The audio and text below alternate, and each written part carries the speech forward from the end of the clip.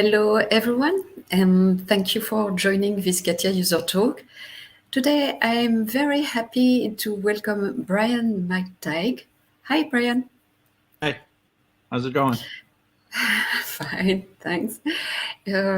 So, Brian is a digital twin project manager in the CAD/CAM laboratory at NIAR, the National Institute for Aviation Research in Kansas. And Brian has deployed state-of-the-art model-based engineering techniques and MBSE solutions for aviation and industrial clients. And we also have on stage Daniel Pyzak. Hi, Daniel. Hello, everyone. Daniel, who leads the team of process experts in the mechanical industry for CATIA and Dassault Systèmes. You probably know him as Daniel has presented numerous CATIA Jewel or user talks, and I'll show you at the end how you can still watch them into the CATIA user community. But for now, I'm curious to know more about the challenges you've faced, Brian, and the solutions you have developed throughout your career. So I pass the floor to Daniel, who has prepared some questions for you.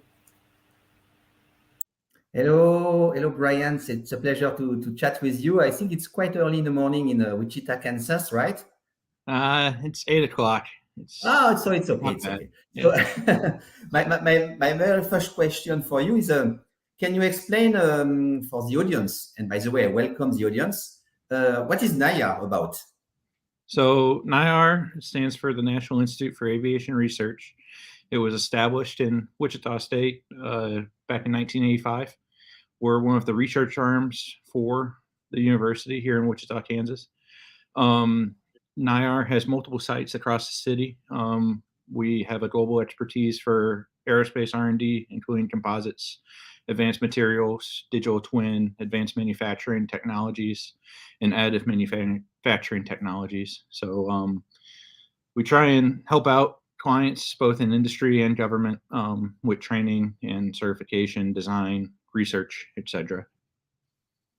Well, thanks. It's quite interesting. I think we are doing a lot. There is a lot of opportunities to use our 3DEXPERIENCE solution at NIAR. So I had the pleasure last year in September to visit your facility. It's really impressive and amazing what you are able to do. Congrats. But now, can you present yourself, your role and at NIAR and your background? Sure. So like I said, NIAR does some work with the digital twin programs, especially with the government agencies that we work with. And that's where my role currently is. I'm a project manager there. And we take these old military aircraft that built back in the 70s and 80s off 2D drawings. And it's really hard to find parts for those nowadays. Or people to make those parts. So they're asking us to go and reverse engineer these aircraft, make 3D models, and eventually even do some systems engineering within those to help find solutions for that aging fleet. I lead a team of about 50 people in an effort for the aircraft that I'm on currently. Okay.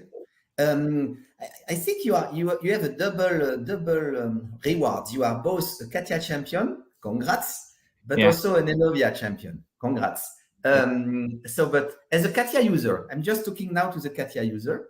Yeah. What do you like in 3DEXPERIENCE, the platform? What are the, let's say, the services that bring the platform to you as a CATIA user for managing your data, but not only if you need to collaborate with your peers? Can you elaborate? Sure. So I love the fact that it's not file-based anymore, going from V5 to 3DE. The file-based system, you had all those times that people were saving over your stuff. That kind of went away when you go into a database setup within 3DE. Another thing I really like about it is the product structure. Being able to go up and down in the assembly through the relations tabs within 3DE, being able to, I can start at the part level, I can work my way up to the top level assembly. Whereas if you open a part in V5, just the part, you can't get up to that top level assembly. You need to know what that goes into. So it's really helpful seeing everything all integrated together. Okay. And what about you know, the PLM aspect, the versioning, the new branches stuff, and so on and so on? Is it easy on 3DEXPERIENCE platform? It is. It's easier to do, and I feel like it's easier to manage is the main thing. So being able to go through and easily just right-click replace for the revs, and then being able to do things like IP controls. So throughout in 3DE, I'm able to control access to someone and what they want to use. So if I have something that I only want this small group of people to view, I can apply this IP control to it, and then no one else can view it. And it's really nice. So I understood you are, and it's with your 50 guys work, or maybe ladies as well, working on reverse engineer an aircraft. Your aircraft is becoming bigger and bigger. So multiple parts within your root assembly. Yep. Is it simple to navigate and to open and save such large data in 3DEXPERIENCE? It is. So that's kind of what I was pointing to earlier with the product structure, being able to give someone an assembly and then they can work in context in that assembly, but also see where it goes into the whole echelon of the aircraft itself. So you can have someone work on the vertical tail, but they can also see how that vertical tail connects to the whole aircraft by going through the relations and seeing what assembly that plugged into. And being able just to import that information too, because we originally built our product structure in Excel, and being able to just batch import that from Excel into 3DE, it was very helpful. And one also particularity of 3DX versus CATIA V5 that you were using maybe in the past is that we have some apps, and more apps, in fact, full web. Does it bring an advantage, or does it help the user, those full web apps? Yes, yeah, the web apps are extremely helpful based on what you're using them for. It does take some getting used to for some of the people. So a lot of the people that I have working for me are traditional V5 users. So getting them to make that step to the web is difficult. But when you have a lot of these, since I work with a lot of younger students, because a lot of our workforce here at Wichita State is interns, you have a lot of 3DE native users, which is weird to say, right? That, you know, the only thing they've used is 3DE, but they catch on to it pretty well, and they're able to utilize it a lot better and teach us older folks, you know, what we're missing. Yeah. And I think with such a nice and big staff, how do you manage, you know, when it's a big project, so you have multiple people working at the same time on the same project? How do you manage just, you know, the interlock, tell, oh, hey guys, I have a problem here. How do you raise issues? How do you dispatch the job to be done among your team? So there's a variety of ways we can do that within the platform itself. We try and heavily use Swim, the 3D Swim within 3DEXPERIENCE. It's kind of almost like a forum, and you can create different communities within there. If you have a modeling question, a surfacing question, you can put that in that individual community, and then other experts from around the team and even just within our lab itself can go and answer those questions. Another thing that we do, particularly on the project, is that you can just raise an issue through issue management and be able to get that resolved, and then you have some traceability on that issue, so you can see what happened here, why was this decision made, etc. Okay, so for sure, CATIA, 3DEXPERIENCE CATIA on the platform is not at all as comparable as CATIA V5, because it's not only CAD, CAE or CAM. It's really a complete tool to collaborate, to interlock, to interact, and to globally converge to the success of your project. What else, besides what you just explained before, in the 3DEXPERIENCE platform can help a CATIA user in his daily job, I would say, that you can imagine? I like we just started using requirements, and we use the requirements within the PLM system to put in your drawing notes, your parts list notes, notes applied to that part or that assembly. And instead of just putting it on the model itself or on a drawing. We put them in there and then link them to the part. And that adds a lot because you're able to trace a lot of those notes. So the ones that you use 50, 60, 70 times, now you can see every part or every assembly that's applied to. Or you can go and you can actually search the notes now, rather than before, if it was on the part itself, you'd have to go and try and dig up the part to find the note. Okay, so traceability, I think, is important. You were talking about people having, some know-how or experience with V5, getting needing some time to ramp up on 3DEXPERIENCE. Do you experience similar issue with rookie guys? No background of CATIA, just fresh from the university, or is it similar? The ramping up. The guys fresh from the university, it's a bit different of a challenge, right? So you need to teach them how to go through CAD. You need to teach them all the basic stuff that we already know, pad is pad, pocket's pocket, but you need to teach them what pad is and what pocket is, and how, for a hole, you need to use the hole function. You don't use a pocket tool for that hole, etc. But they don't have that stigma or that, well, I did it this way in V5.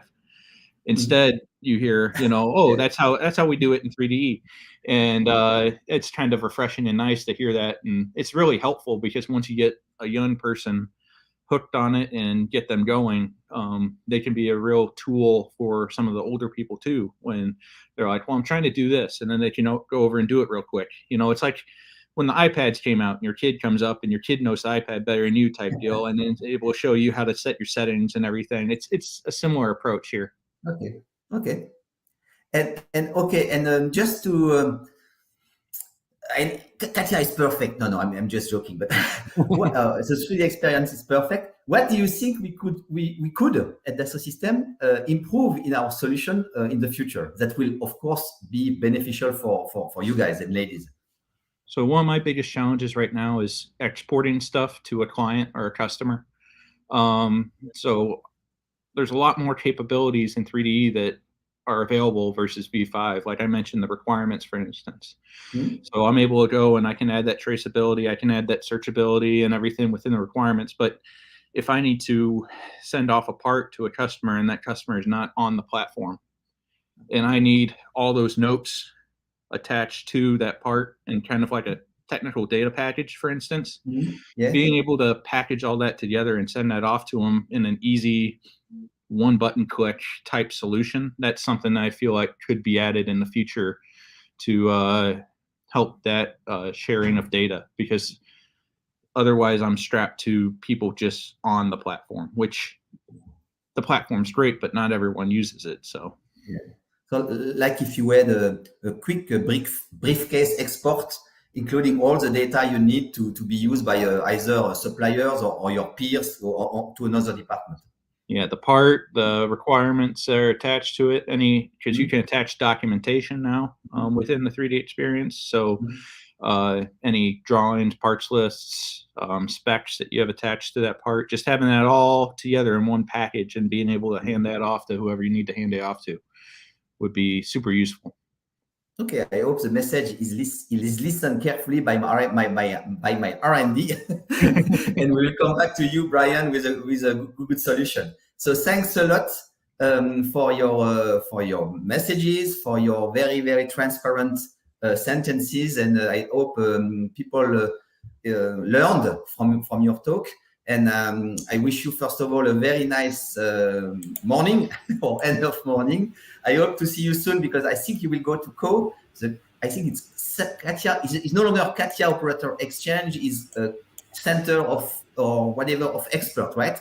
Community of experts. Yep. Yeah, community of experts. So, and we'll meet together in April in Miami. Have a great day. Maybe we can leave the mic to Anne to conclude the talk.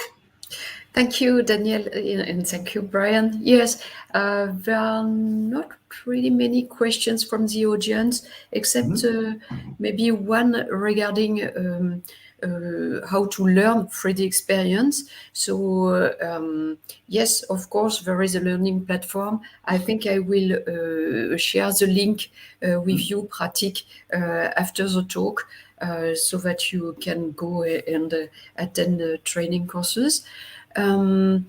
But maybe I have a little question myself, if you don't mind, Brian. You have designed and developed MBSE solutions for aviation, and can you give us some examples of the challenges you encountered or the solutions you adopted,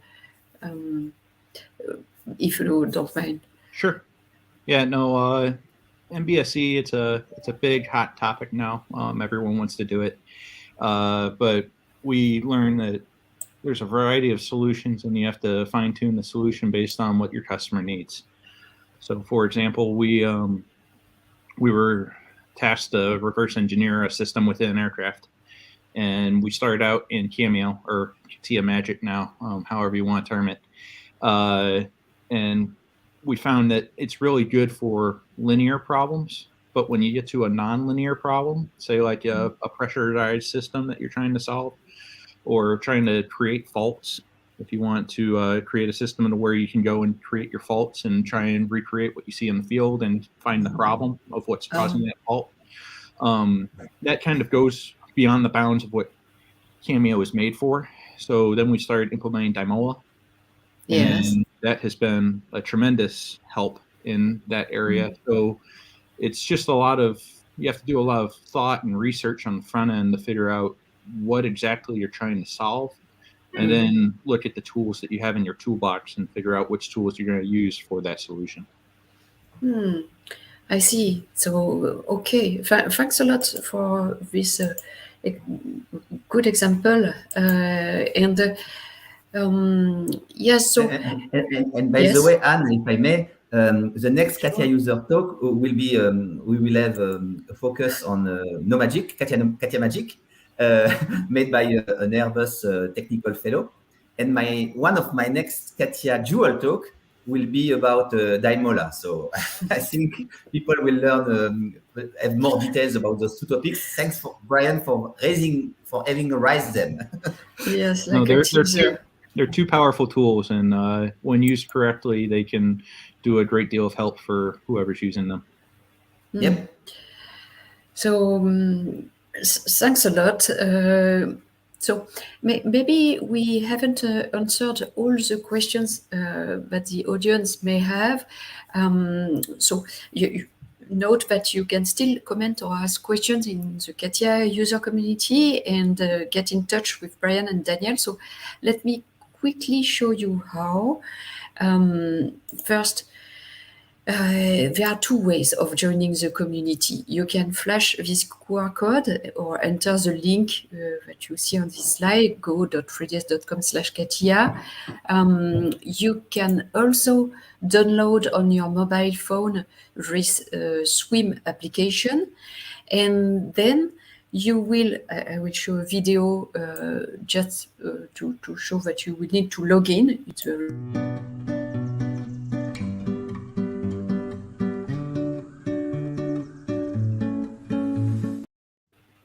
And then when you will have logged, you will go to this CATIA user community. There is a lot of content here, starting with demo videos, if you like, question and answers, a wiki where everything important on CATIA is listed, and note that you can search in this community, for example, or crew maybe, and you can also enlarge the search. For example, yes, there are several topics, but if I look for digital continuity, you can refine the search and see many blog posts here. It's very easy. And just to continue the conversation with Brian and Daniel, you can use the blog post where the CATIA User Talk was broadcast. And yes, you can still comment and ask questions here into this comment section. So I think that's it for me. Thank you again, Brian and Daniel, and thank you all for attending.